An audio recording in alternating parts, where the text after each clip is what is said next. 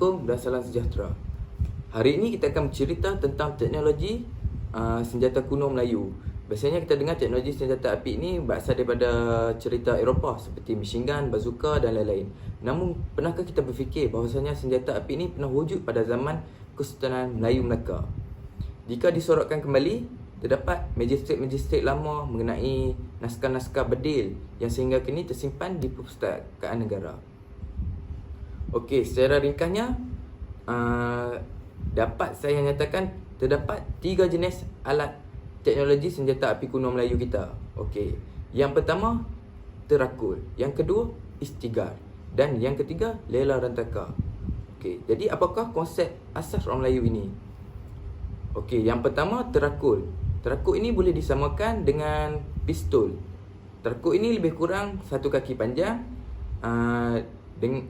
dan digunakan seperti tempuh jarak dekat seperti di atas kapal dan kawasan-kawasan pertempuran jaraknya yang dekat. Okey, yang kedua istigar. Istigar ini dikenali sebagai senapan.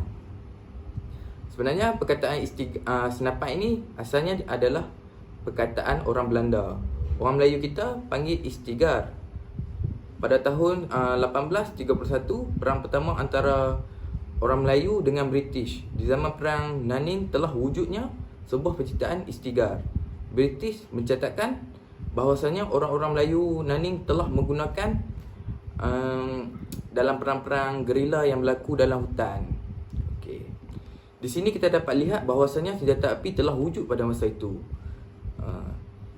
Okey, yang ketiga pula rentaka ataupun meriam. Okey, meriam ini terdapat 3 jenis. Yang pertama, anak pentaka. Yang kedua, lela rentaka. Dan yang ketiga, seri rentaka. Okey, anak pentaka ini adalah meriam yang paling kecil. Yang kedua, lela rentaka, yang saiznya sederhana. Panjangnya lebih kurang 7 ke 8 kaki. Yang ketiga, seri rentaka, sebuah meriam yang paling besar. Dikatakan sebesar kereta. Meriam ini digunakan dalam tempuh jarak jauh. Okey, kali ini kita akan bercerita fungsi rentaka ini. Okey. Untuk fungsi anak pentaka digunakan dalam tempuh dan yang tempuh yang jaraknya agak dekat. Dan meriam ini juga mudah dibawa ke mana-mana kerana beratnya lebih kurang 20 ke 30 kilo. Okey. Jadi meriam ini boleh dibawa seorang satu jika hendak berperang. Okey, berdilannya lebih kurang jauh, berdilannya lebih kurang 20 ke 30 meter. Okey. Untuk yang kedua, fungsi lela rentaka. Okey, sejenis meriam yang panjangnya lebih kurang 7 ke 8 kaki dengan jarak tembakan lebih kurang 20 ke 30 meter. Biasanya digunakan di atas kapal perang. Okey, yang ketiga, seri rentaka. Biasanya diletakkan di kubu-kubu pertahanan seperti kubu pertahanan Melaka.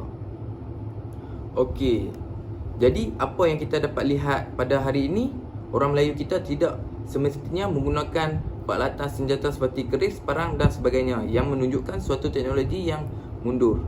Sebenarnya orang Melayu telah membuat suatu teknologi yang lebih kurang sama hebat mungkin setanding pada masa itu dengan wujudnya perhubungan antara Turki dan kerajaan Melaka pada waktu itu. Dan saya percaya bahawasanya orang Melayu mempunyai teknologi persenjataan yang lebih canggih, iaitu senjata api kuno pada masa itu. Okey, terima kasih.